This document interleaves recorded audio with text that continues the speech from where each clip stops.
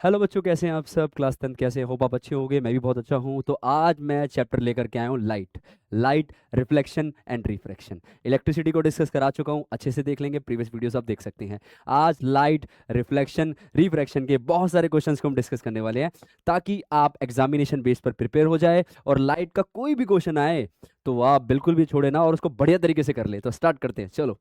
Okay, पहला question कह रहा है कि when an object is kept within the focus of a concave mirror an enlarged image is formed behind the mirror। एक object को focus के अंदर रखा गया है, वो भी कॉनकेव मिरर के फोकस के अंदर रखा गया है। बहुत बड़ी इमेज फॉर्म होती है बिहाइंड द मिरर। तो आप सबको पता है कि बिहाइंड द मिरर तो 5 केसेस होते, 6 केसेस हैं। 6 केसेस में से 5 केसेस में जो इमेज फॉर्म होती है वो in front of the mirror है, वो in front of the mirror है। सबसे लास्ट वाला केस आपको याद होगा, when an object placed between pole and the focus. जब इसके बीच में प्लेस होगा, एक मान लेते हैं, डायग्राम ही बना देते हैं। यहाँ पर आप कॉनकेव मिरर बना सकते हैं, मिड में आप पोल डाल सकते हैं और यहाँ से एक स्ट्रेट लाइन को पास करा सकते हैं, ठीक है, जिसे हम प्रिंसिपल एक्सिस कह देंगे। यहाँ पर सेंटर लाए करेगा और बीचों बीच मिड पॉइंट में फोकस लाए करता है। अब इन दोनों के बीच में ऑब्जेक्ट को मैं स्टैंड करा देता हूँ। एक रेस पैरेलल आकर के फोकस से गुजरी, एक पोल से सेम एंगल से रिफ्लेक्ट होकर के गुजरी, है ना। Incident reflected, incident reflect. अब यहाँ पर जब हम डॉटेड करेंगे, डॉटेड डॉटेड मीटिंग करेंगे तो बिहाइंड द मिरर मीटिंग हो जाएगी। ऑब्जेक्ट की प्लेसमेंट पी और एफ के बीच में है और इमेज की प्लेसमेंट बिहाइंड द मिरर है। अब इसका नेचर क्या होगा? इसका नेचर होगा वर्चुअल एंड इरेक्ट करके इसका नेचर होगा। तो virtual and erect, virtual and erect, ये वाला ऑप्शन करेक्ट हो गया। Virtual and erect. आया समझ के? नहीं आया? ये क्वेश्चन बहुत अच्छे से हो गया है। अब नेक्स्ट क्वेश्चन देख लेते हैं। नेक्स्ट क्वेश्चन कह रहा है कि an object is placed at a distance of 30 centimetre in front of a convex mirror of a focal length. बेटा कॉन्वेक्स मिरर क्या होता है कि ना, उसका जो रिफ्लेक्टिंग सरफेस होता है ना वो आउटवर्ड होता है। रिफ्लेक्टिंग सरफेस आउटवर्ड है। ये आ गया आपका प्रिंसिपल एक्सिस, ये आपका हो गया पोल, ये आपका हो गया फोकस पॉइंट, और इसी का डबल लेंथ ले लेंगे तो यहां पर आ गया सेंटर ऑफ कर्वेचर। क्योंकि आपको पता है ना कि जो फोकस लेंथ होता है उसको डबल करते तो centre of curvature, radius of curvature आ जाता है। अब क्या बोल रहा है कि इसका फोकस देखो, इसका फोकस राइट में मिलेगा, राइट साइड में फोकस है तो पॉजिटिव कंसीडर किया जाएगा। राइट साइड में फोकस है तो पॉजिटिव कंसीडर किया जाएगा। लेफ्ट में ऑब्जेक्ट है। आया समझ के? नहीं आया? ओके, अब देख लेते हैं। कहता है कि एक ऑब्जेक्ट जो है प्लेस हो रखा है 30 सेंटीमीटर। ऑब्जेक्ट प्लेस है 30 सेंटीमीटर और ऑब्जेक्ट की प्लेसमेंट लेफ्ट में है। तो लेफ्ट में कौन से नंबर को कंसीडर किया जाता है? माइनस के नंबर को कंसीडर, क्योंकि कार्टेशियन प्लेन में क्या होता है, जो लेफ्ट के नंबर है वो माइनस में लिए जाएंगे, जो राइट के नंबर है वो पॉजिटिव में ले जाएंगे, जो वर्टिकली ऊपर है वो पॉजिटिव में, जो वर्टिकली डाउनवर्ड है वो नेगेटिव में लिए जाते हैं। ये सबको पता है। तो ये हो गया, क्या हो गया, 30 हो गया और यहां पर -30 कंसीडर किया जाएगा। अब आगे देखते हैं। आगे कहता है कि फोकल लेंथ है 15 सेंटीमीटर। फोकल लेंथ कितनी है? फोकल लेंथ कितनी आ रखी है? 15 सेंटीमीटर। और focal length right side of the mirror है। राइट साइड में नंबर कौन से आएंगे? पॉजिटिव नंबर आ जाएंगे। यहां पर आ गया positive 15 centimetre. Right 4 characteristics of the image formed by the mirror. अब यहाँ पर 4 कैरेक्टरिस्टिक्स बताने हैं मिरर ने फॉर्म किए। सबसे पहले इमेज का डिस्टेंस बता देते हैं कितना है। तो हम क्या करेंगे? बाय यूजिंग मिरर है तो बेटा मिरर फॉर्मूला आप लगा सकते हैं। मिरर फॉर्मूला लगा कह सकते हैं, लगाना ही है। फॉर्मूला क्या है? 1/v प्लस 1/u इक्वल्स में 1/f। अब v का वैल्यू तो हमें नहीं पता, छोड़ दिया। u का वैल्यू कितना है? u का वैल्यू है -30, यहाँ लिख दिया। और f का वैल्यू है, ऊपर से देखेंगे तो +15 है। आया समझ के? नहीं आया? अब ये वाला फ्रैक्शन नेगेटिव फ्रैक्शन है। कौन सा फ्रैक्शन है? ये वाला जो फ्रैक्शन है ये नेगेटिव फ्रैक्शन है। अब ये राइट साइड में आ जाएगा। नेगेटिव फ्रैक्शन क्या होगा? राइट साइड में आ जाएगा। तो क्या होगा? जैसे ये राइट साइड में आएगा तो क्या होगा देख लेते हैं। राइट साइड में आएगा तो ये नेगेटिव फ्रैक्शन जब राइट में आएगा तो पॉजिटिव हो जाएगा। लो जी, पॉजिटिव हो गया है। -30 उधर गया तो पॉजिटिव हो गया है। नेक्स्ट स्टेप यहाँ देख लेते हैं। दोनों का एलसीएम कितना निकल करके आ गया? दोनों का एलसीएम निकल करके आ गया 30। कितना एलसीएम आ गया, 30 आ गया। अब तुम्हें पता है कि 15 की टेबल पे 30 कितने पे आता है, 2 पे, तो 2 से मल्टीप्लाई नीचे और 2 से मल्टीप्लाई ऊपर। 30 की टेबल पे 31 पे आता है, तो 1 से मल्टीप्लाई नीचे, 1 से मल्टीप्लाई ऊपर, 1 से मल्टीप्लाई ऊपर। आया समझ के नहीं आया? यहाँ आ गया 2 और यहाँ आ गया 1, 2 यहाँ आ गया, 1 यहाँ आ गया। आगे सॉल्व करते हैं, 1/v, ये कितना हो गया, 3 डिवाइडेड बाय 30। अब कैंसिल करेंगे तो क्या आएगा, 1 ऊपर आ जाएगा, 10 नीचे आ जाएगा। अब लास्ट में रेसिप्रोकल करना है, डिनोमिनेटर्स के नंबर को न्यूमरेटर में ले आते हैं, डिनोमिनेटर्स को न्यूमरेटर में से ले आते हैं, और यहाँ पर भी डिनोमिनेटर को न्यूमरेटर में ले आते हैं। ये आ गया v का वैल्यू आ गया पॉजिटिव 10 सेंटीमीटर। आया समझ क्या नहीं आया? ये इसका वैल्यू आ चुका है। तो यहाँ इमेज की पोजीशन आ गई है, इमेज की पोजीशन है 10 सेंटीमीटर, इमेज का पोजीशन है 10 सेंटीमीटर। आया समझ क्या नहीं आया? और भी काफ़ी सारी चीज़ें। अब हम मैग्निफिकेशन निकालते हैं, मैग्निफिकेशन का होता है -v अपॉन में u। v कितना निकल करके आएगा, 10, तो बेटा ये वाला माइनस और ये वाला 10 है ना, और u कितना है, -30, ये है -30। कैंसल किया, 0 से 0 कट किया, 1/3, और उसको सॉल्व किया, 0.33 करके आ गया, मतलब मैग्निफिकेशन कितना आ गया, 0.33। अब मैग्निफिकेशन आ गया पॉजिटिव 0.33।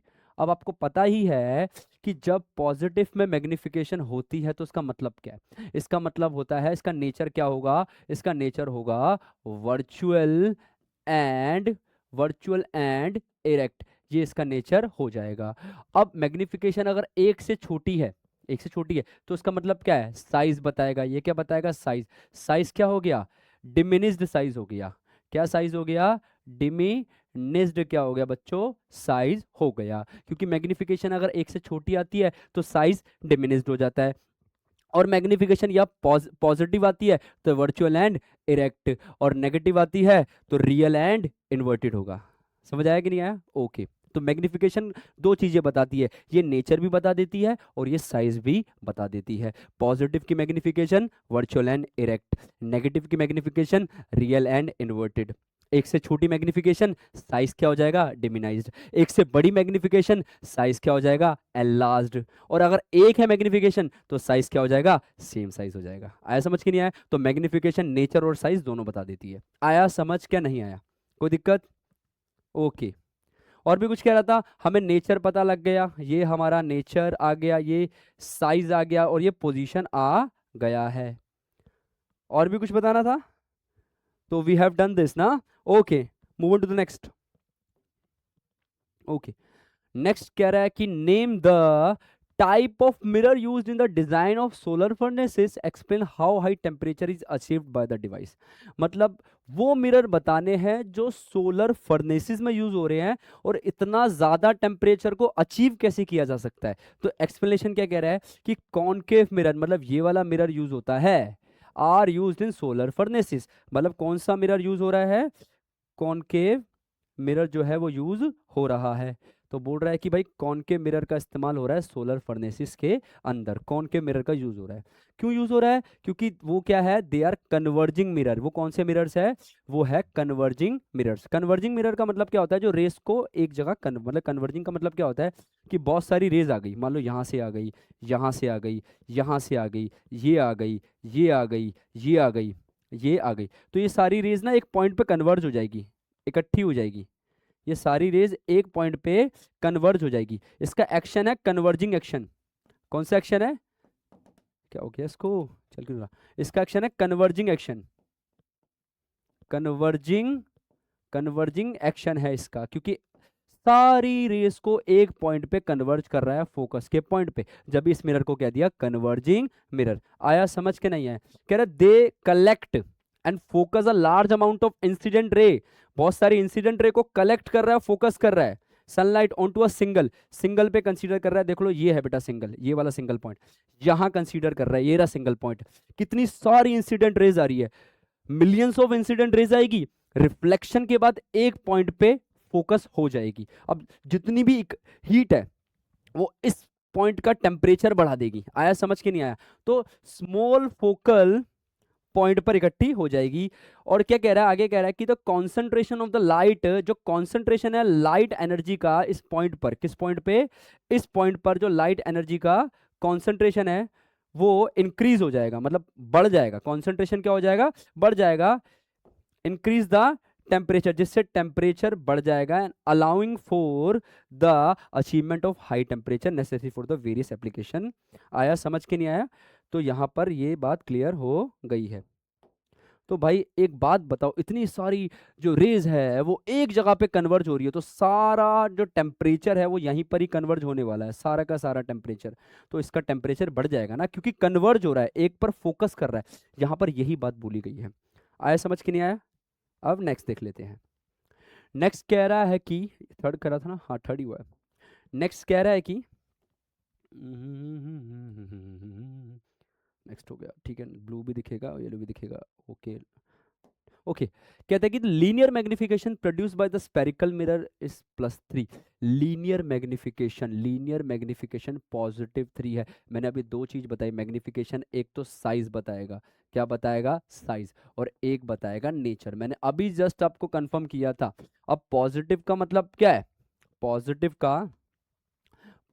का मतलब क्या है कि नेचर हो गया वर्चुअल एंड इरेक्ट, ये तो हो गया नेचर। पॉजिटिव का मतलब हो गया वर्चुअल एंड इरेक्ट। और साइज में ये 3 का मतलब क्या है, 3 1 से बड़ा है भाई, मैग्निफिकेशन 1 से बड़ा है, तो यहां पर क्या हो गया, 1 से बड़ा ही तो है ये, तो यहां पर हो गया साइज एनलार्ज्ड हो गया। साइज क्या हो गया यहां पर, एनलार्ज्ड हो गया। यहां पर दो चीजें कंफर्म हो गई।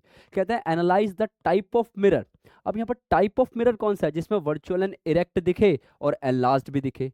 तो बेटा आपको पता है ना, लास्ट वाला केस मैंने दोबारा से बताया था कि यहाँ पर ऑब्जेक्ट कहाँ होता है।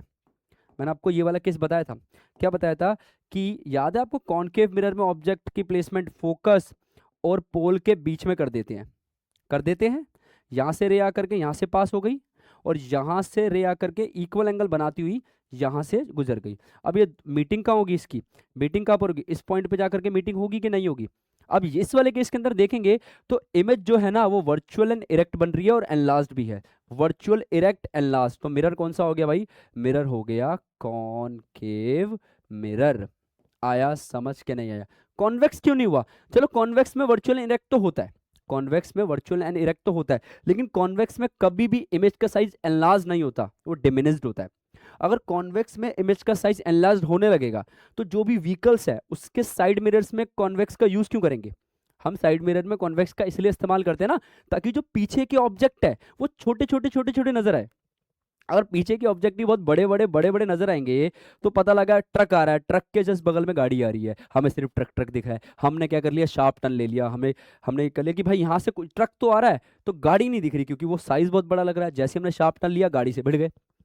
अब वो जो कॉन्वेक्स मिरर है वो छोटी छोटी इमेज दिखाता है, ट्रक भी दिखाएगा, गाड़ी भी दिखाएगा, लास्ट में एक साइकिल चल रही है वो भी दिखाएगा, मतलब पूरी रोड को कवर कर लेगा क्योंकि छोटी छोटी इमेज दिखाता है। तो यही फायदा है कॉन्वेक्स मिरर का व्हीकल के साइड मिरर्स के अंदर, है ना। आया समझ के नहीं आया? अगर कॉन्वेक्स की जगह कॉनकेव लगा लोगे ना तो बेटा एक तो इन्वर्टेड दिख जाएगा और एक बहुत बड़ा दिखेगा। ठीक है, ओके। कहता है कि position of the object with the respect to the pole of the mirror. अब ऑब्जेक्ट की पोजीशन कहाँ पर है, पोल से देखेंगे तो भाई यहाँ पर P और F के बीच में। और पोजीशन की बात करेंगे, अगर हम ऑब्जेक्ट के पोजीशन की बात करेंगे तो क्या है, बिटवीन पोल एंड फोकस। यही होगा कि नहीं होगा, बिटवीन पोल एंड फोकस होगा। ड्रॉ द रे डायग्राम, बना चुके हैं, we have already done this. ये देखो रे डायग्राम हम बना चुके हैं, ये रहा रे डायग्राम आपका। ओके, तो ये फॉरन में 2016 में 2 नंबर का आया था, might be come in your examination, there is a high chance of probability that it this question is might come. Okay okay, now move on to the next. ये हुआ, नेक्स्ट देख लेते हैं। ओहो, एक और क्वेश्चन सेम ही आगे लग रहा है। अच्छा, इसमें मैग्निफिकेशन -1/5 है। अभी दोबारा से बच्चों फोकस करना, मैग्निफिकेशन -1/5 है। माइनस क्या रिप्रेजेंट करेगा, ये बताएगा रियल एंड इन्वर्टेड। नेचर बता दिया इसने, तो रियल एंड इन्वर्टेड। माइनस का मतलब तो यही होता है, और 1/5 का मतलब क्या है, 1/5 तो अगर पूरा सॉल्व करेंगे तो कितना आएगा, 1/5 को सॉल्व करेंगे तो आएगा 0.2, और 0.2 क्या है, मैग्निफिकेशन 1 से तो छोटा हो गया, इसका मतलब ये है डिमिनाइज्ड। क्या साइज हो गया, साइज हो गया डिमिनाइज्ड या डिमिनिस्ड, जो आप प्रोनाउंस करते हो वही। तो दो चीजें, रियल एंड इन्वर्टेड और डिमिनिस्ड। मिरर है, हाँ मिरर तो आपको पता ही है, रियल और इन्वर्टेड वाला तो एक ही मिरर है भैया, कॉनकेव मिरर है, यही है कॉनकेव मिरर है। रियल और इन्वर्टेड वाला तो भैया एक ही मिरर है, कौन सा है, कॉनकेव है। कोई दिक्कत, ओके। देखते type of spherical mirror, concave बता दिया। The position of the object with draw the ray diagram, okay रे डायग्राम ड्रॉ कर देते हैं। यहाँ पर मैग्निफिकेशन जो है यहाँ पर हो सकता है, देखो अगर इन्फिनिटी होता ना, अगर इन्फिनिटी होता ना, तो यहाँ से जो रेज आकर के जो कन्वर्ज होती ना बच्चों, वो फोकस पे होती, सारी रेज कन्वर्ज होती फोकस पे, और बड़ा ही हाईली डिमिनिस्ड होता। साइज क्या होता, हाईली डिमिनिस्ड, हाईली डिमिनिस्ड होता। आया समझ के, नहीं आया।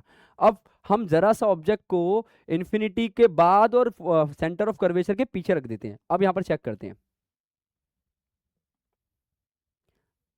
तो भैया सी और एफ के बीच में आ गया, और ये डिमिनिस्ड है, हाईली तो नहीं है लेकिन ये डिमिनिस्ड है, और यही वाला केस है बच्चों, डिमिनिस्ड यही केस है। क्योंकि अगर हम सेंटर पे रख देंगे ना, सेंटर पे रखने पर सेम साइज आता है, आपको याद होगा आपने 6 के 6 केसेस को सॉल्व किए होंगे, अगर ऑब्जेक्ट सेंटर पे है तो सेम साइज है। और इस मिरर की खास बात पता क्या है, जितना दूर ऑब्जेक्ट है ना उतना छोटा इमेज दिखेगा, और ऑब्जेक्ट जैसे जैसे करके कॉनकेव मिरर के पास आता जाएगा, जैसे ऑब्जेक्ट चल चल के कॉनकेव मिरर के पास आ रहा है, जितना ऑब्जेक्ट पास आएगा ना उतनी इमेज बड़ी होती चली जाएगी। समझ आया, ये मिरर की ये खास बात है, ऑब्जेक्ट जितना मिरर के नजदीक आता है ना उतनी इमेज बड़ी बड़ी बड़ी होती चली जाती है, और जितना दूर जाता है उतनी इमेज जो है वो छोटी छोटी छोटी होती रहती है। ये स्पेशलिटी है कॉनकेव मिरर की। आया समझ के, नहीं आया, तो ये वाला एकदम सही है, ये वाला एकदम सही है। यहां से कर लेते हैं, ये वाला एकदम सही है। आया समझ के, नहीं आया, कोई दिक्कत। नेक्स्ट देखते हैं। A concave mirror has a focal length of 20 centimeter. At what distance from the mirror should an 4 centimeter tall object be placed so that it forms image at distance of 30 centimeter from the mirror? Okay, let me just read it again here. Okay, एक concave mirror है जिसकी focal length है 20 centimeter, focal length दे रखी है, concave mirror की focal length दे रखी है 20 centimeter। किस distance पर mirror 4 centimetre tall object, 4 centimetre tall object की बात हो रही है, 4 सेंटीमीटर टॉल ऑब्जेक्ट की बात हो रही है, be placed so that it forms an image. Image का डिस्टेंस कितना है, 30 सेंटीमीटर। तो भाई जो जो चीजें गिवन है वो लिख लेते हैं। सबसे पहले गिवन है फोकल लेंथ, सबसे पहले गिवन है फोकल लेंथ। क्या गिवन है, फोकल लेंथ कितनी दे रखी है, 20 सेंटीमीटर, ये फोकल लेंथ दे रखी है। उसके बाद कह रहा है 4 centimetre tall object, height of object, height of object दे रखी है, कितना दे रखा है हाइट ऑफ ऑब्जेक्ट, 4 सेंटीमीटर लंबा ऑब्जेक्ट है। फिर डिस्टेंस, इमेज का डिस्टेंस कितना है, इमेज का डिस्टेंस है आपका 30 सेंटीमीटर। अब देखना पड़ेगा माइनस में क्या है प्लस में क्या है। कॉनकेव मिरर में सारी चीजें लेफ्ट में होती है, फोकस भी लेफ्ट में है, सेंटर भी लेफ्ट में है, और लेफ्ट के नंबर को आप नेगेटिव लेते हो तो फोकल लेंथ क्या होगी, नेगेटिव। और जो इमेज भी बनती है ना, देयर इज अ हाई, यहाँ पर इमेज 5 केसेस में लेफ्ट में बनती है, तो यहाँ पर भी माइनस हो गया, कोई दिक्कत। और ऑब्जेक्ट खड़ा होता है सीधा, वर्टिकली ऑपोजिट, वर्टिकली ऑपोजिट कह रहा हूँ, वर्टिकली अपवर्ड, वर्टिकली अपवर्ड होगा तो पॉजिटिव लिया जाएगा हाइट को, जो हाइट डाउनवर्ड जाती है वो नेगेटिव लेते हैं, और जो हाइट ऊपर जाती है वो पॉजिटिव में जाती है। फिर क्या कह रहा है, also calculate the size of the image. Okay okay, calculate कर लेते हैं। पहले तो ऑब्जेक्ट ही नहीं पता कितना है, तो ऑब्जेक्ट को कैलकुलेट करते हैं। सबसे पहले फॉर्मूला लगाया, ये रहा आपका फॉर्मूला, कोई दिक्कत है, ओके। v कितना है, -1 डिवाइडेड बाय माइनस, ये मार्कर में प्रॉब्लम है लगता है, 1 डिवाइडेड बाय -30, ये क्यों नहीं चल रहा यार, -30, 1 डिवाइडेड बाय -30 हो गया, प्लस का प्लस लगा दिया, 1/v कर दिया, u कर दिया, और f कितना है यहाँ पर है f -20। ओके, अब करना क्या है आपको, ये वाले फ्रैक्शन को उठाना है और इसको राइट साइड में लेकर के आना है, लेकर के आते इस वाले फ्रैक्शन को उठा के यहाँ, तो क्या हो जाएगा 1/u बराबर में, देखो ये नेगेटिव डिनोमिनेटर में नोमिनेटर में लिख सकते हो, -1/20, नीचे का माइनस ऊपर शिफ्ट हो सकता है। ओके, अब ये वाले फ्रैक्शन को उठा के यहाँ लाएंगे तो पॉजिटिव का हो जाएगा। अब आगे सॉल्व करते हैं, दोनों का एलसीएम लेंगे तो कितना आएगा, 20 और 50, 60 एलसीएम आएगा, अब 20 की टेबल में 60 आता है 3 पे, तो ऊपर भी 3 से मल्टीप्लाई कर देंगे। 30 की टेबल पे 60 आता है 2 पे, तो ऊपर भी 2 से मल्टीप्लाई कर देंगे। तो यहाँ पर आ गया -3, यहाँ आ गया +2, हो गया। उसके बाद पूरा सॉल्व करेंगे तो -1/60। अब reciprocal, denominator numerator, numerator denominator, उल्टा कर देते हैं यहाँ भी और यहाँ भी। तो u का वैल्यू निकल करके आ गया 60, -60 निकल करके आ गया। ओके, ये तो हो गया। साइज ऑफ द इमेज बताना है। अब साइज ऑफ द इमेज के लिए करना क्या है, साइज ऑफ द इमेज के लिए करना क्या है, okay, size of the image के लिए मैग्निफिकेशन निकालना है। मैग्निफिकेशन का फॉर्मूला होता है माइनस, अच्छा साइज के पॉइंट ऑफ व्यू से जो फॉर्मूला होता है वो होता है height of image divided by height of object, और वहां पर -v/u। तो हम बताए किस वाले फॉर्मूले को कंसीडर करेंगे, हम सिर्फ ये वाले फॉर्मूले को कंसीडर करते हैं। आगे सॉल्व करते हैं। hi हाइट ऑफ इमेज मुझे नहीं पता, छोड़ देते हैं। ho मुझे पता है 4 है, HO कितना है 4 है, वो 4 लिखा है बच्चों, 4 है। HO 4 है, और माइनस की जगह माइनस लगाया, और V की जगह V अभी -60। अब देखो यहाँ पर कैच है, एक कैच है यहाँ पर, ये वाला माइनस और ये वाला माइनस डबल माइनस काउंट होंगे बच्चे, एक माइनस कर देते हैं। ये तो फॉर्मूले का माइनस आ गया और ये इसके आंसर का माइनस आ गया, तो बेटा यहाँ पर 2 माइनस काउंट होंगे। बच्चे क्या करते हैं, एक माइनस करके आ जाते हैं, आंसर सारा गलत कर देते हैं। ये अलग से काउंट होगा माइनस, और ये अलग से काउंट होगा, तो यहाँ पर एक और एक 2 माइनस हो गए, एक फॉर्मूले का माइनस और एक आंसर का माइनस, ये ध्यान रखना। Okay, divided by you, you कितना है, यू कितना है, यू कितना, अभी जस्ट निकाला। अच्छा वो तो v तो हमें पता था, सॉरी v हमें पता था, v हमें पता था, v हमें पता था। v कितना था, देखते हैं, v था 30, तो यहाँ पर भी तो डबल ही माइनस हो गए ना यार। ओके, और u कितना था -60। ओके, तो माइनस से तो माइनस चला गया। अब करना क्या है, आप खुद जानते हैं कि क्या करना है, कि डिनोमिनेटर को उधर भेज देते हैं, ये वाला डिनोमिनेटर सीधा उधर जाएगा और -30 से मल्टीप्लाई हो जाएगा 4, और डिवाइड में क्या चल रहा है 60 चल रहा है। 0 से तो 0 कट कर दिया, 3 1 जा 3, 3 2 जा 6, और 2 1 जा 2, 2 2 जा 4, तो यहाँ पर 2 आ गया। तो हाइट ऑफ इमेज कितनी आ गई, ये माइनस और ये 2, तो आंसर आ गया -2 सेंटीमीटर। ये आ गई हाइट ऑफ इमेज, ये आ गई आपकी हाइट ऑफ इमेज आ चुकी है। आया समझ के नहीं आया, हाइट ऑफ इमेज आ गई है, और ये आपका ऑब्जेक्ट का डिस्टेंस आ गया था, यही आपका ऑब्जेक्ट का डिस्टेंस आ चुका था। कोई दिक्कत,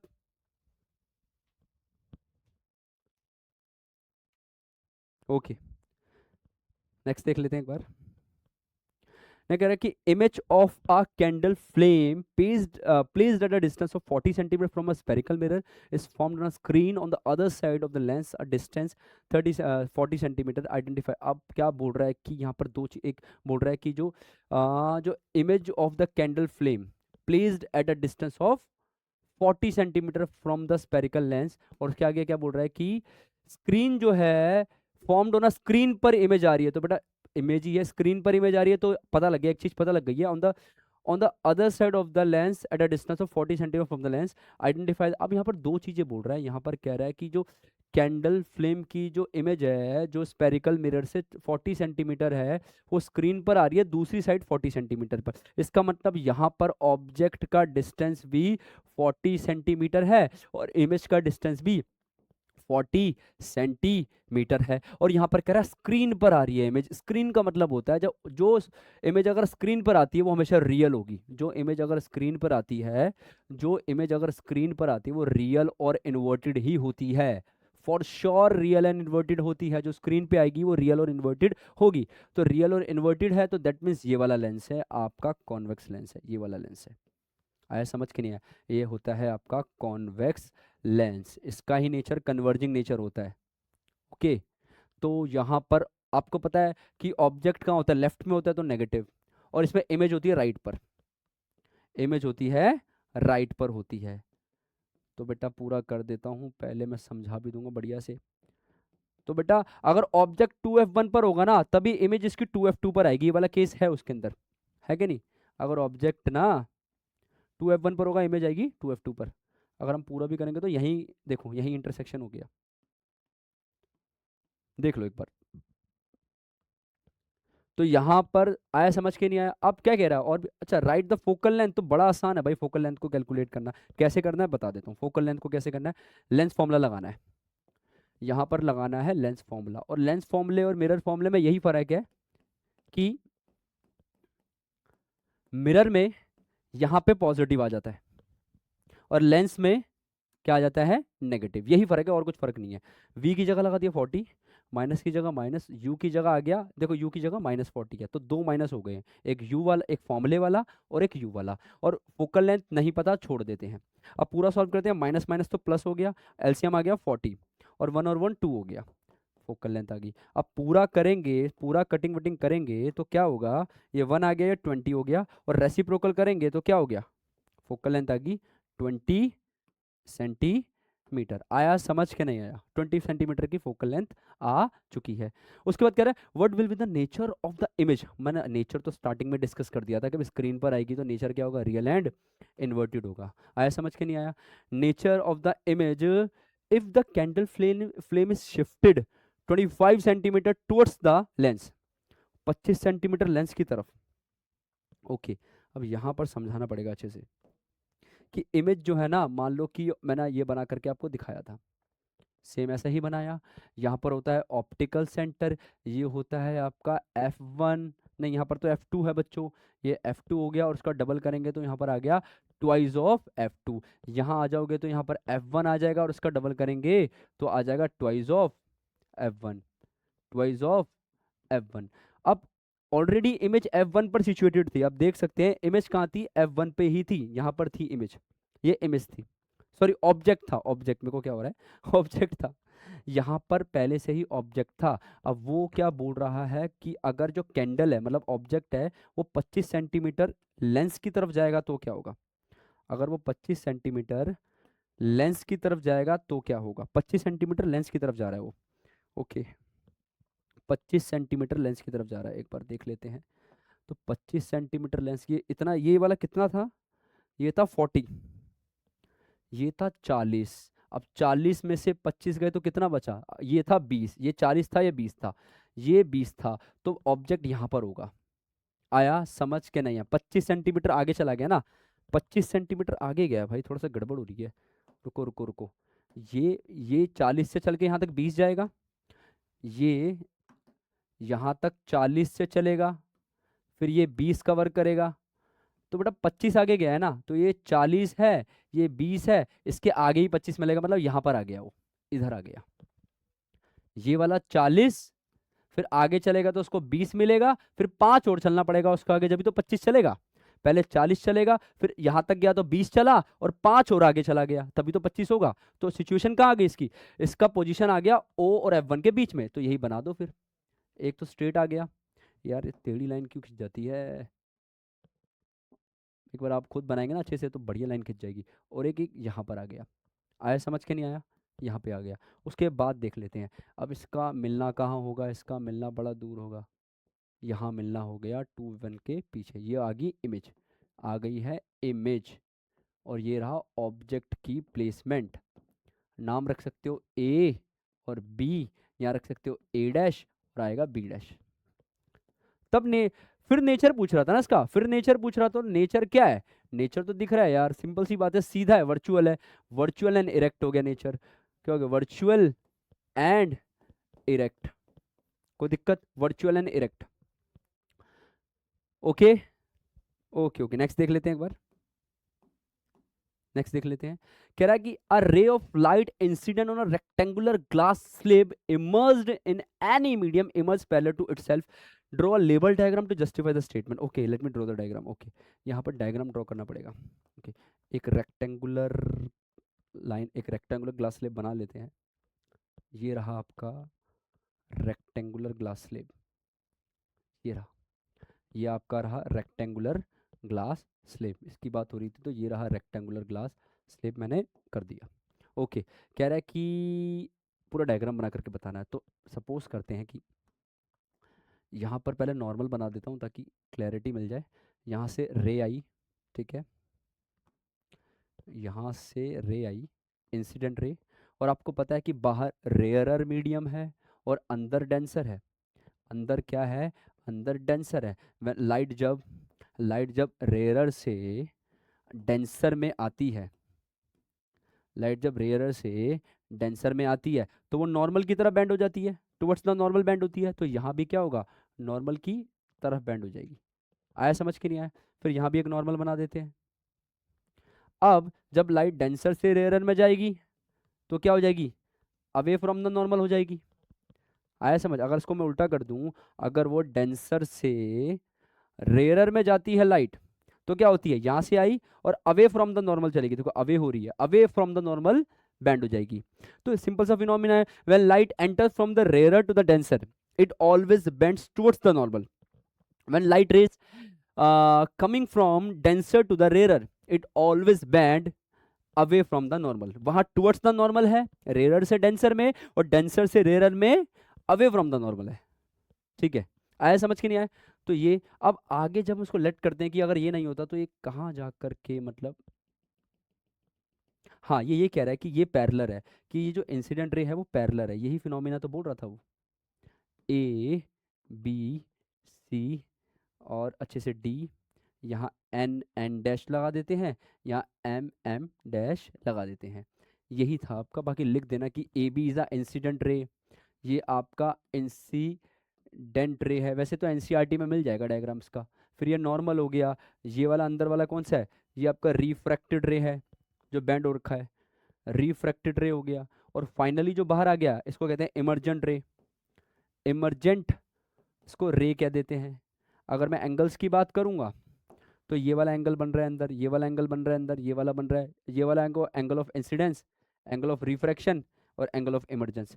ये डायग्राम को अच्छे से देखना है तो एनसीईआरटी में बहुत अच्छा बना हुआ डायग्राम, आप समझ लो यहाँ से। लेकिन आपको बहुत क्लैरिटी के साथ देखना है, पूरा एनसीईआरटी में देखना, समझ आप पूरा कॉन्सेप्ट लो, लेकिन वहां से एनसीईआरटी से आप डायग्राम को देख लेना प्लीज।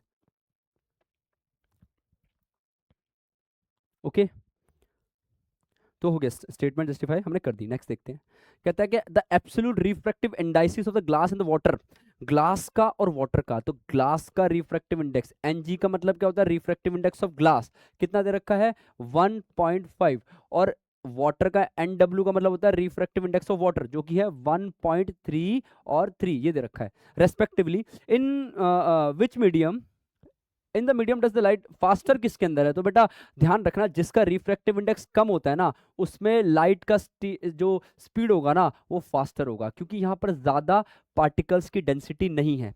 रिफ्रैक्टिव इंडेक्स के कम होने का मतलब हो गया ये रेयरर मीडियम होगा। ये कौन सा मीडियम होगा, रेयरर। रेयरर मीडियम का मतलब होता है कि यहाँ पर पार्टिकल की डेंसिटी ही कम है, अगर पार्टिकल की डेंसिटी ही कम है तो लाइट अच्छे से ट्रेवल कर लेगी, जहां ट्रैफिक ही नहीं है तो लाइट अच्छे से भाग जाएगी। ट्रैफिक मतलब किसका ट्रैफिक, पार्टिकल्स की ट्रैफिक की बात हो रही है यहाँ पर, ध्यान रखना। आया समझ के नहीं आया, ये हो गया। Calculate the ratio of the speed, अब स्पीड निकाल देते हैं in two media. Okay okay okay okay, तो एनजी का फॉर्मूला क्या होगा बेटा, एनजी का फॉर्मूला होगा speed of light in air divided by speed of light in glass. ये होगा कि नहीं होगा, आया समझ के नहीं आया? अब क्या करते हैं, एनजी की जगह मैंने 1.5 लिख दिया, speed of light in air होता है 3 × 10⁸, और speed of light in glass मुझे नहीं पता। यहाँ से पॉइंट हटा करके मैं नीचे 10 लिख सकता हूँ। अब क्रॉस मल्टीप्लाई कर दो, ये यहाँ चला गया, वीजी इंटू में 15 हो गया, क्रॉस मल्टीप्लाई हो रहा है ये यहाँ और ये यहाँ चला गया, 3 × 10⁸ इंटू में 10। आया समझ के नहीं आया? फिर नेक्स्ट स्टेप में क्या करेंगे, ये 15 को डिनोमिनेटर में भेज देते हैं, 15 को हम क्या करते हैं डिनोमिनेटर में भेज देते हैं, आ गया ये 15 नीचे। अब कटिंग करते हैं इसकी, तो कटिंग करने के लिए क्या करते हैं, 3 × 1 = 3, 3 × 5 = 15, 5 × 1 = 5, 5 × 2 = 10। तो आंसर आ गया है speed of light in glass आ गया, वीजी बराबर में आ गया 2 × में 10⁸ मीटर पर सेकंड, ये आ गया speed of light in glass. अब नेक्स्ट देखते हैं, नेक्स्ट वाटर में देख लेते हैं। तो वाटर में स्पीड कैसे निकलेगी, वही speed of light in glass, sorry speed of light in air, और हो गया speed of light in water, water हो गया। अब रिफ्रैक्टिव इंडेक्स कितना 1.33 है इसका, और आगे देखेंगे तो ये 3 × में 10⁸ और speed of light in water हमें नहीं पता। क्या करना है, इसे यहाँ भेज देते हैं, इसे यहाँ भेज देते हैं, तो क्या होगा कि VW तो इधर आ गया, 3 × में 10⁸ 1.33।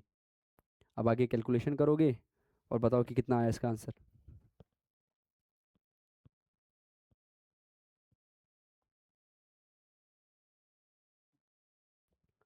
तो जब कैलकुलेशन करोगे तो जब डिवाइड करोगे तो आंसर आएगा इसका 2.25 × 10⁸ मीटर पर सेकंड। कैलकुलेशन करने के बाद ये आंसर आपका आ जाएगा, ध्यान रखना। कोई दिक्कत है? ओके, अब यहाँ पर रेशियो निकालना है। अब कह रहा था रेशियो बताओ, एक बार ब्लू कलर ले लेता हूँ, चलेगा, दिख रहा है, विजिबल है, ठीक है।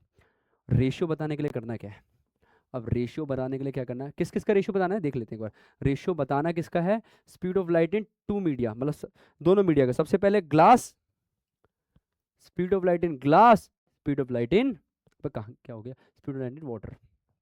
ओके, ग्लास में कितना था, 2 में 10⁸, और वाटर में कितना है, 2.25 में 10⁸ सबसे पहले तो क्या करना कि 10⁸ से 10⁸ काट देना, आ गया 2 डिवाइड में 2.25, या पॉइंट हटा करके 2 जीरो ऊपर लगा सकते हैं, और पूरा कैलकुलेशन करेंगे तो 25 मतलब 5 के पारे से कर देते हैं, 5 चौक 20, जीरो 5 चौक 20 हो गया, और 25 हो गया, फिर 5 के टेबल से काट दो, 8 पे जाएगा, 9 पे जाएगा, और ये रेशियो आ गया 8:9 का रेशियो आ गया, 8:9 का रेशियो आ गया। कोई दिक्कत है? सबसे पहले हमने क्या किया, speed of light in glass निकाल दिया और जो कि इतना था। उसके बाद हमने क्या किया, speed of light in water निकाल दिया जो कि इतना था। फिर दोनों को हमने डिवाइड कर दिया, डिवाइड करने के बाद फाइनली हमारे पास ये आंसर आ गया। कोई दिक्कत? नेक्स्ट देखते हैं।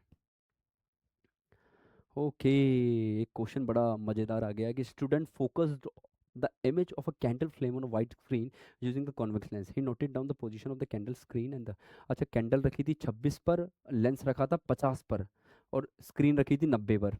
ओके, तो देखते हैं एक बार क्या होता है, अकॉर्डिंगली उसके देख लेते हैं। कैंडल रखी 26 पर, स्क्रीन रखी 50 पर, तो पहले हम बना के देख लेते हैं डायग्राम क्या है। तो हम छोटा सा एक डायग्राम बनाते हैं। ये रहा कॉन्वेक्स लेंस, कॉन्वेक्स लेंस कह रहा था, और ये हो गया प्रिंसिपल एक्सिस हो गया, ये आपका हो गया ऑप्टिकल सेंटर। इधर जाओगे तो आपको मिलेगा F1, और इसका डबल करने पर आपको मिल जाएगा ट्वाइस ऑफ F1, और इधर जाने पर उतने ही डिस्टेंस पर इधर जाने पर मिलेगा F2, और इसका डबल करेंगे तो मिलेगा twice of F2। Let me tell you one thing कि इन सब के डिस्टेंस इक्वल होने चाहिए। और वो कह रहा है कि जो 90 पे, तो 90 सेंटीमीटर पर तो लेंस पड़ा हुआ है, ओके 90 पे, और जो कैंडल है वो 26 पे पड़ा है। 90 पे लेंस है, कैंडल 26 पे है, नहीं लेंस तो 50 पे है, लेंस तो 50 पे है, 50 पर ये है लेंस, 26 पर कैंडल है, और 90 पे स्क्रीन है, 90 पे स्क्रीन है, 26 पे कैंडल है। तो क्या कहने की कोशिश कर रहा है, 50 से अगर हम 26 को कैलकुलेट करेंगे, मतलब 50 में से 26 गए तो कितना बचा, 24, 24 पर कुछ होगा, यहाँ से जीरो से भी, अगर यहाँ से जीरो से भी देखेंगे तो 50 यहाँ पर है, तो 24 कितना होगा जीरो से, 26 कम कर दो भैया, सब कहाँ पर है बताओ, 90 पे स्क्रीन है। अब कह रहे हैं फोकल लेंथ कितनी होगी, वैसे सही बताऊं तो डी ऑप्शन करेक्ट है, बिना कैलकुलेशन के बता रहा हूँ मैं आपको, पता है कैसे, क्योंकि ऑब्जेक्ट का डिस्टेंस 24 पर माना, और जो कि 24 है आप देख सकते हो, हम सीधा इसके थ्रू करते हैं। कहाँ गया, ऑब्जेक्ट का डिस्टेंस 24 ही है, अब चेक करेंगे ना ऑब्जेक्ट का डिस्टेंस, तो यहाँ पर देखेंगे तो ऑब्जेक्ट का डिस्टेंस 24 आ गया, क्या आ गया, 24 आ गया ऑब्जेक्ट का डिस्टेंस, यहीं से पकड़ लिया मैंने। आगे क्या कहता है, जब ऑब्जेक्ट का डिस्टेंस 24 है, 40 बता, 90 में से अगर 50 गए, 90 में से 50 गए तो 40 ही तो बचेगा, तो 40 पर तो इमेज आ गई, 40 पर क्या आ गई, 40 पर इमेज आ गई। ओके, और फोकल लेंथ कितनी होगी, 15, क्योंकि फोकल लेंथ इसकी क्या होती है, फोकल लेंथ इसकी क्या होती है, इसकी फोकल लेंथ पॉजिटिव की तरफ होती है, तो पॉजिटिव की फोकल लेंथ, पॉजिटिव इमेज भी कहाँ होती है, पॉजिटिव में होती है, तो ये वाला ऑप्शन करेक्ट है। क्योंकि हमने क्या किया 50 में से 26 को माइनस किया, 24 पे क्या आ गई, 24 पे आ गया ऑब्जेक्ट, ऑब्जेक्ट होगा लेफ्ट पे तो माइनस हो गया, फर्स्ट थिंग। सेकंड थिंग कह रहा है कि 90 पर स्क्रीन पड़ी हुई है, तो मैंने 90 में से 50 माइनस किया तो 40 आ गया, तो 40 पे स्क्रीन हो गई, फिर ये वाला ऑप्शन करेक्ट है, सबसे लास्ट वाला। बिना सोचे समझे, मतलब इसमें ज़्यादा कुछ दिमाग नहीं लगाना, 1-2 नंबर के क्वेश्चन होते हैं, इतना सोचोगे तो हो गया भाई, सीधा सीधा आंसर आ रहा है, सीधा सीधा माइनस करके आंसर। 24 पर क्या हो गया, ऑब्जेक्ट हो गया, ठीक है, स्क्रीन लगी पड़ी है, स्क्रीन किस पे लगी पड़ी है, 40 पे आपकी स्क्रीन लगी पड़ी है, 40 पर आपकी स्क्रीन लगी पड़ी है, कैसे पता लगा, 90 में से 50 को माइनस कर दिया तो 40 पे स्क्रीन आ गया। लॉजिक से भी करो थोड़ा सा ना, और आपको पता है फोकल लेंथ हमेशा पॉजिटिव ही होती है, तो यही बनता है बेटा, टी ऑप्शन बनता है। और कोई ऑप्शन लग रहा है आपको, इमेज तो कभी भी नेगेटिव नहीं होती भाई, इसके अंदर इमेज का डिस्टेंस कभी नेगेटिव नहीं होता, इस वाले लेंस में कभी भी नेगेटिव नहीं होगा, तो ये तो ऑप्शन ही नहीं है, यहीं से इसको कैंसिल कर दो ना भाई। इमेज का डिस्टेंस बहुत अच्छा हो। एक और पॉइंट देख सकते हो आप कि इमेज का डिस्टेंस ना कभी भी इसके अंदर तो नेगेटिव नहीं होता, ये तीनों तो है ही नहीं, ऑप्शन से बाहर है। इमेज का डिस्टेंस कभी भी नेगेटिव नहीं होता, यहाँ भी नेगेटिव है, ये ऑप्शन से बाहर, यहाँ भी नेगेटिव है, ये भी ऑप्शन से बाहर, और ये भी बचा क्या, ये। ऐसे ही टिक कर देना, इसको कैलकुलेशन क्या करोगे यार। आगे देखें, आगे देख लेते हैं। ओके, क्या कहता है कि इसको देख लो पहले तो। If light travel from one medium to another in which case the speed in change will be minimum. अगर लाइट ए से बी जाएगी, एक बार देखते हैं, लाइट ए से बी जाएगी और फिर बी से सी जाएगी, फिर सी से डी जाएगी, मिनिमम चेंज कहाँ देखने को मिलेंगे, इस वाले पोर्शन के अंदर आप देख सकते हो, क्योंकि इसके रिफ्रैक्टिव इंडेक्स में ज्यादा फर्क नहीं है। जब ज्यादा फर्क होता है ना, 1.3 से 1.5 जाएगी तो ज्यादा फर्क है, तो ज्यादा बैंड होगी लाइट, ये ज्यादा रेयर हो गया, ये ज्यादा डेंसर हो गया। लेकिन इन दोनों के बीच में ज्यादा फर्क नहीं है, तो लाइट यहाँ पर कम बैंड होगी, कम चेंजेस देखने को मिलेंगे, क्योंकि 1.5 और 1.52 में ज्यादा कुछ फर्क तो है नहीं है ना, समझ आया कि नहीं आ रहा। अब यहाँ से यहाँ जाएगा तो उसमें फर्क दिख रहा है ना, ये देखो कितना है और ये कितना है, तो यहाँ पर ज्यादा बैंड होने के आसार है लाइट के, तो कम बैंड किस में होगी, इसमें होगी। उसके बाद क्या कह रहा है, रीजन देना है, रीजन दे देना भाई, क्या रीजन दोगे, कि देख लेना कि भाई रीजन लिख देना कि be having a refractive index of 1.50 and C having a refractive index of 1.52। तो इतना ज़्यादा यहाँ पर चेंज नहीं है, तो there is know that big change, you can see ना, आप देख सकते हो कोई इतना बड़ा चेंज नहीं है। When light coming from A and going to the B, it doesn't change, okay, the change will be minimum. जो भी आप लिखना चाहते हैं आप लिख सकते हैं। उसके बाद देख लेते हैं नेक्स्ट क्या कह रहा है। नेक्स्ट क्या कह रहा है, कहता है if light travel from one two another in which case the change speed will be maximum. Maximum सबसे कम वाला उठा लो, कितना आसान क्वेश्चन है, सबसे कम वाला उठा लो और सबसे ज्यादा वाला उठा लो, तो मैक्सिमम चेंज ए से लेकर डी तक देखने को मिलेगा। मैक्सिमम चेंज कहाँ होगा, सबसे कम और सबसे ज्यादा। तो मैक्सिमम जब अगर चेंज आप देखना भी चाहते हो तो क्या करोगे, तो ए और डी हो गया, ए टू डी, जब लाइट ए से डी में जाएगी तो, क्योंकि ए का रिफ्रैक्टिव इंडेक्स 1.33 है, डी का 2.5 2.4 है, तो मैक्सिमम चेंज तो ये दिखेगा। मिनिमम, इसमें गैप कम था तो मिनिमम यहाँ दिखेगा, इसमें गैप ज़्यादा है तो मैक्सिमम यहाँ दिखेगा। बस ये समझ लो, ये लॉजिक समझ लो। ओके, नेक्स्ट देखते हैं। अच्छा, वही क्वेश्चन रिपीट हो रहा है क्या, चलो। If light travel from the air air to the medium B, air से मीडियम बी, एयर से मीडियम बी, मीडियम बी का रिफ्रैक्टिव इंडेक्स हो रखा है 1.50, और मीडियम बी का क्या होगा, फॉर्मूला होगा speed of light in air divided by speed of light in medium B. तो क्या कह रहा है कि लाइट अगर एयर से मीडियम बी में आती है जिसका रिफ्रैक्टिव में इतना है, तो लाइट का स्पीड बी में कितना होगा, तो देखो इसका रिफ्रैक्टिव इंडेक्स कितना है 1.5, ओके, और इस सी का वैल्यू होता है 3 × 10⁸ आप यहाँ से भी देख सकते हो, सी का वैल्यू आप यहाँ से भी देख सकते हैं, और डिवाइड में speed of light in B. कुछ नहीं करना, ये यहाँ आ जाएगा और ये यहाँ आ जाएगा, तो वी बी इक्वल्स में 3 × 10⁸ डिवाइडेड बाय 1.5, ये हो गया 1.5। तो एक टेबल पढ़ लेते हैं, क्या है कि 1.5 एकम 1.5, 1.5 दूनी 3, है ना, डबल ही तो है, 1.5 वन जा 1.5, 1.5 टू जा 3, खत्म, और आंसर आ गया 2 × 10⁸ मीटर पर सेकंड। ये तो बेंजीन ग्लास लग रहा है मुझे।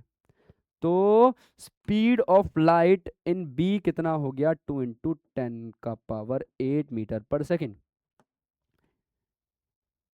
ये रहा। कोई दिक्कत आ रही है, नेक्स्ट देखें। ओके, हो गया है अच्छे से। तो होप आपको बहुत अच्छा लगा हो, बहुत अच्छे से समझ आया हो। आप प्रैक्टिस करते हैं, बढ़िया प्रैक्टिस करें। इस आपको लगता है कि थ्योरेटिकल प्रैक्टिकल्स क्वेश्चन आते हैं, ठीक है आते हैं, लेकिन बेटा थ्योरी को मिस मत करना। कॉनकेव मिरर की एप्लीकेशंस क्या है, कॉन्वेक्स की एप्लीकेशंस क्या है, पावर क्या होता है, कॉन्वेक्स लेंस कहाँ कहाँ यूज़ कर सकते हैं, सोलर फर्नेसेस, ये बोला बहुत सारे क्वेश्चंस आते हैं, तो थ्योरी को भी मिस ना करें। Thank you.